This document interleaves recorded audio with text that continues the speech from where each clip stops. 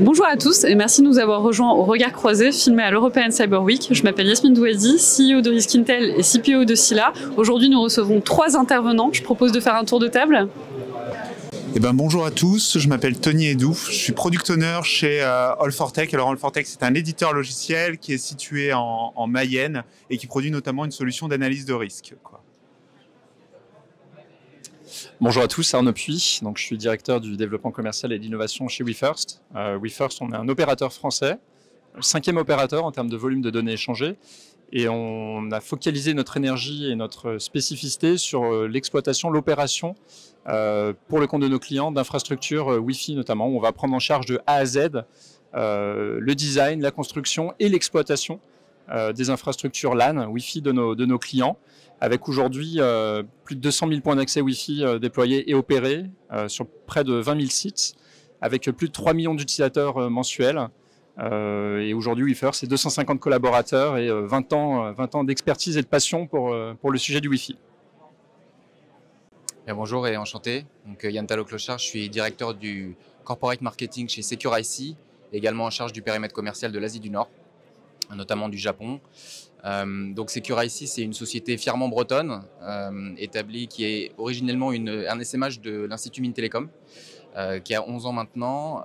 Donc on est spécialiste de la cybersécurité embarquée, donc plus communément sécuriser les objets connectés. Donc on a 3 activités fondamentales: la protection de ces objets connectés. Donc nos technologies sont licenciées à des fabricants de puces à travers le monde. Donc on est dans les smartphones, les processeurs applicatifs, dans les voitures connectées, dans les compteurs intelligents, dans tout un tas d'applicatifs comme ça. Notre deuxième activité, c'est de l'évaluation de sécurité, être capable de faire du pentest sur différents devices pour évaluer leur sécurité. Et on a un accompagnement enfin en consulting, d'expertise sur la sécurité embarquée pour aider les sociétés à comprendre leurs enjeux. Aujourd'hui, on est présent à travers le monde, à Singapour, Tokyo, la Silicon Valley et la Chine depuis peu. Voilà, on a une société qui s'est développée sur fonds propres. C'est une particularité qu'on a. Et voilà, on adresse le monde. Ça a été je pense, un bon choix de la société. Elle est tout de suite à l'international chercher notre marché. Et aujourd'hui, on a une forte ambition sur ce créneau. Voilà. Merci beaucoup. Alors, portant un regard un petit peu vers le futur, dans vos secteurs d'activité respectifs, quels sont pour vous les enjeux à venir ? Alors le sujet particulier, j'allais dire, autour de l'analyse de risque dans le monde de la cyber, c'est que c'est malgré tout un sujet qui est encore naissant. C'est un sujet qui concernait principalement, j'allais dire, le monde de la défense il y a une dizaine d'années. Et aujourd'hui, ça s'ouvre à tout le monde. En fait, on ne parle plus uniquement de cybersécurité autour des sujets de défense. Aujourd'hui, quand vous regardez les infos, vous ouvrez le JT de 20h, on va vous parler de l'hôpital qui a été attaqué, etc. Et donc, peu à peu, même ces gens-là, j'allais dire jusqu'à la maison de retraite, jusqu'à la petite structure, la petite mairie, se retrouvent concernés par ces sujets de cybersécurité et par l'analyse de risque, quoi. Et donc, pour nous, éditeurs, l'avenir, c'est d'être capable d'apporter à toute une population, pas seulement experte, mais aussi en phase de découverte de ces sujets, les bonnes réponses, les bonnes solutions pour qu'ils puissent commencer à travailler et à s'approprier ces sujets-là. Voilà. Merci. Alors, sur l'avenir, on voit 3 enjeux auxquels notre entreprise répond. On fournit de la connectivité en mode service, et on se rend compte de plus en plus, et les 2 dernières années ont montré à quel point c'était important, que cette connectivité est vitale. Pas seulement pour nos vies personnelles, nos vies sociales ou nos vies académiques pour les étudiants, mais également pour la vie professionnelle. Et notre ambition, c'est d'aider les entreprises à utiliser un socle, une infrastructure réseau qui soit suffisamment fiable, suffisamment évolutive, suffisamment robuste pour pouvoir se développer. Donc c'est vraiment un enjeu stratégique fort auquel on répond. Le deuxième enjeu, c'est un enjeu, et notre intégration au sein du PEC le démontre, c'est un enjeu sécuritaire. La criticité des infrastructures de connectivité fait qu'elles présentent une surface d'attaque intéressante pour des assaillants. Donc on fait très attention, on fait extrêmement attention à la robustesse de nos infrastructures, à la prise en compte dès le design de ces problématiques de sécurité. Et le dernier enjeu, on pourrait considérer que c'est un enjeu sécuritaire, finalement c'est un enjeu écologique, durable, de responsabilité. Et c'est un enjeu qui nous tient à cœur et sur lequel on a beaucoup travaillé. La mise en place de notre solution d'infrastructure en mode service permet de limiter le renouvellement des infrastructures, le renouvellement des équipements, et par là même permet à nos solutions d'avoir une empreinte carbone beaucoup plus faible que celle de solutions qui étaient auparavant utilisées avec des solutions intégrateurs, avec des remplacements systématiques de matériel, avec parfois une tendance à installer davantage de matériel que nécessaire. Voilà, nous on fait également attention à cet enjeu qui nous semble un enjeu également prioritaire. Merci beaucoup. Et pour vous? La transition est toute trouvée. En écoutant les propos d'Arnaud, moi, pareil, j'ai 5-3 challenges de le monde de la cybersécurité des objets connectés. Le premier, c'est un enjeu, disons, de prise de conscience. Donc, il y a un vrai enjeu par industrie verticale. La cyber, c'est horizontal, donc ça adresse tout le monde. Et on voit des vraies différences en termes de filières, en termes d'industrie, quant à la prise de conscience des problèmes. Donc il y a des filières qui sont très matures, notamment quand elles sont poussées par les clients finaux. Dans l'automobile, voilà, quand les constructeurs disent qu'il faut mettre de la sécurité, toute la chaîne s'aligne. Dans d'autres industries, il n'y a pas encore cette prise de conscience. Donc on a un problème problématique qui est lié à la mise à l'échelle de ces problématiques de sécurité dans toutes les industries. La deuxième problématique, c'est on doit faire de l'évangélisation pour dire il faut de la sécurité. C'est la première étape. Bon, donc la première étape, c'était il faut mettre de la connectivité. Deuxième étape, il faut mettre de la sécurité. La troisième étape, et c'est la direction que nous on prend en tant qu'entreprise, c'est de dire ok, il y a de la sécurité maintenant, attention, ce device-là, il va être utilisé dans un contexte donné pendant un certain temps. Donc il a une durée de vie qui va aller de 1 an, 2 ans pour les terminaux mobiles, jusqu'à 10, 15, 20 ans quand il s'agit de voitures ou de terminaux industriels.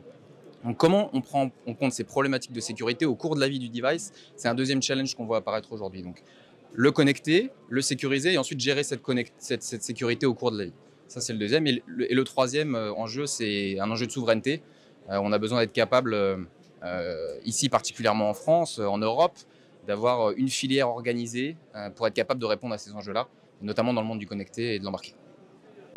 Merci. Alors vous êtes aujourd'hui tous membres du PEC. Donc je voulais vous demander quelles sont aujourd'hui les raisons qui vous ont poussé finalement à vous rapprocher du pôle d'excellence cyber et comment vous voyez-vous évoluer dans les synergies pour 2022? Alors de notre côté, la raison initiale de ce rapprochement et de cet intérêt pour le PEC, c'était quelque chose d'assez pragmatique. Il y avait un vrai besoin de visibilité, de s'intéresser, de gagner en proximité avec les gros acteurs du monde de la cybersécurité, parce que c'est malgré tout un écosystème qui reste très éclaté, très dispersé. Il y a beaucoup d'initiatives isolées, les gens ont parfois beaucoup de mal à se regrouper. Et donc l'idée initiale, c'était ça, quoi. C'était de pouvoir recréer du lien, du contact avec les autres acteurs du secteur. Maintenant que quelques années, j'allais dire, se sont passées, c'est vraiment important, et on le voit beaucoup à l'international, d'avoir des acteurs significatifs, des pôles de compétences, des pôles de réunion qui puissent rayonner à l'échelle nationale. Et c'est pour ça que, c'est la synergie qu'on y voit, quoi. C'est l'intérêt majeur du PEC pour nous, c'est de pouvoir nous présenter comme un acteur unique, comme un groupement d'intervenants travaillant tous ensemble à l'échelle française ou à l'échelle européenne. Voilà. Merci. Alors, de notre côté, peut-être en guise d'introduction, expliquer pourquoi WeFirst, on est un petit peu aux avant-postes des usages. Parmi nos clients, on a notamment fourni le Wi-Fi de tous les étudiants en Crous de France. On fournit le Wi-Fi de tous les hôtels du groupe Accor. Donc le Wi-Fi pour les guests, pour les invités, mais également le Wi-Fi métier. On fournit le Wi-Fi pour toute la partie métier des magasins du groupement des Mousquetaires, Intermarché. Donc avec des enjeux de criticité très importants. Et on fournit le Wi-Fi des forces françaises en métropole, en base de défense, donc le Wi-Fi loisir, et en opération extérieure. Donc tout ça pour dire qu'on est, aux avant-postes en termes d'usage, puisqu'on a des populations généralement qui sont assez jeunes en termes d'usagers, donc avec une tendance à utiliser fortement les nouveaux usages, et du coup soumis à de nouvelles contraintes et à de nouveaux risques. Donc on n'est pas un pure player de la cyber, mais on est de fait, en tant qu'acteur majeur de la connectivité, confronté à ces sujets. Et notre intégration, notre adhésion au PEC répond à cet état de fait. Qu'aujourd'hui, on ne peut plus se passer de la cyber, c'est quelque chose qu'on intègre très en amont et sur lequel on sensibilise l'ensemble des personnes dans l'entreprise. Et on espère du coup apporter cette composante un peu usage aux autres membres du PEC. C'est un peu notre dot, si je puis dire, de venir avec des cas concrets, des cas d'usage réels sur de l'usage particulier, résidentiel, sur de l'usage professionnel, je parlais du retail, et sur un usage qui se développe de plus en plus, qui est un petit peu à la frontière des deux, qui est flouté. Un militaire qui est en opération extérieure, il va utiliser l'accès Internet pour le lien avec la famille, mais de fait, il est dans un environnement qui est un environnement professionnel, je puis dire, et stratégique. Et voilà, donc on a cette volonté d'apporter ces cadres d'usage pragmatiques, opérationnels aux membres du PEC, et en échange de pouvoir échanger et veiller sur les bonnes pratiques, les meilleurs usages à réaliser en termes de cyberprotection. Merci beaucoup. Alors nous, on est membre quasi originel du PEC, donc ça fait un certain temps qu'on est là. En plus, on est issu de la banlieue rennaise, donc on connaît bien. Donc le PEC, c'est un formidable catalyseur de filière. Donc principalement sur 3 aspects, l'aspect recherche, l'aspect formation et académique et l'aspect industriel. On a vu au cours du temps ce que ça a apporté, on voit de manière très concrète de très beaux succès sur la partie académique et sur la partie recherche. On a envie que ça vienne un peu plus vers le monde industriel maintenant, c'est ce qu'on espère et c'est ce qu'on veut pousser aussi dans notre action vis-à-vis du PEC. Du point de vue de l'international, puisque j'ai monté la filiale de SecurIC au Japon en 2016, ça a été aussi un vecteur de cohérence. Donc quand on dit, voilà, aujourd'hui, on a une petite boîte, voilà, on veut fournir des technologies de sécurité à vous, industrie japonaise de l'électronique, qui sont parmi les plus grosses boîtes du monde. Eh bien, on vient de la Bretagne. La Bretagne, c'est quoi? C'est le centre d'excellence cyber français. Et ce PEC, en fait, ça a été aussi un vecteur une garantie, entre guillemets, en termes de qualité, en termes de cohérence de structure et de stratégie de pays.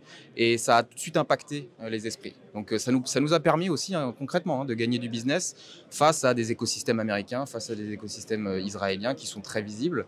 Et cette cohérence d'ensemble, voilà, on l'a beaucoup appréciée et c'est ce qu'on va aussi pousser demain.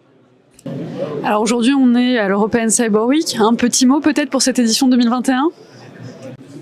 Alors oui, passez-nous voir. Passez-nous voir. Alors plus sérieusement, si on devait laisser un message spécifique à cette édition, c'est que il faut travailler ensemble, quoi. Il faut travailler ensemble. On a un écosystème, il y a énormément d'acteurs, beaucoup de jeunes structures, d'autres qui sont là depuis quelques années, etc. C'est important de collaborer et puis d'essayer d'avoir une approche globale des problèmes de cybersécurité qui peuvent impacter les gens qui sont nos clients finaux, et qui se retrouvent souvent dans des situations où il y a plein de choses qui leur sont proposées, mais qui ont du mal à trouver une offre homogène. C'est à nous, les éditeurs, les offreurs de solutions, etc., d'essayer de travailler ensemble pour progresser sur ces sujets-là. Il faut qu'on collabore. Voilà. Merci. Alors, moi, je vais rebondir sur le sujet des usages. Mon point serait de dire il faut penser la sécurité, il faut penser la cyber en prenant en compte les usages, en essayant de ne pas les négliger. C'est un point très important parce que la nature ayant horreur du vide, si vous essayez de contraindre, de forcer des usages qui sont naturels, ils reviendront au galop de manière non sécurisée. Donc c'est un point vraiment très important. Il vaut mieux prendre ces usages très en amont. On vit dans un monde où la connectivité maintenant n'est plus discutable. Tout le monde va être connecté tout le temps, en tout lieu. Et c'est avec ce fait qu'il faut composer et donc bien prendre en considération les nouveaux usages et les usages à venir des utilisateurs personnels, professionnels, étatiques pour penser la sécurité et essayer de la sortir un peu d'une approche trop théorique, vraiment la confronter à la réalité pragmatique du terrain. Un dernier mot ? Non, déjà pour dire que l'European Cyber Week, on est ravis que ça ait lieu. C'est bien de se revoir, même si du coup on n'a plus la même tête avec un masque, mais voilà, c'est déjà important de se réunir en tant qu'écosystème. Nous, on voit vraiment l'intérêt de se structurer en tant que filière, d'avoir une réponse globale, parce que c'est des enjeux globaux, des enjeux d'usage. Il faut qu'on comprenne les usages des uns et des autres et il faut qu'on amène une réponse de cohérence globale. Donc ça, c'est très important. Et nous, SecurIC, on ambitionne d'apporter notre pierre à l'édifice. On ambitionne de mise à l'échelle et pour apporter, on souhaite être leader mondial sur ce créneau de la sécurité embarquée pour pouvoir aussi drainer ces usages et cette sécurité en Europe pour les enjeux de souveraineté et au-delà dans le monde. On a besoin de ça aussi. On a besoin non seulement de petites boîtes, mais on a besoin, et l'amiral Coustillard le disait hier, aussi de créer des champions dans nos systèmes particuliers, dans notre environnement particulier pour demain porter la cyber française. Merci en tout cas pour vos réponses. Merci d'avoir également accepté l'invitation du pôle d'excellence cyber Scylla et Risk Intel pour nous rejoindre aujourd'hui. Et puis j'espère qu'on vous recevra une prochaine fois sur nos plateaux. Merci. Merci beaucoup.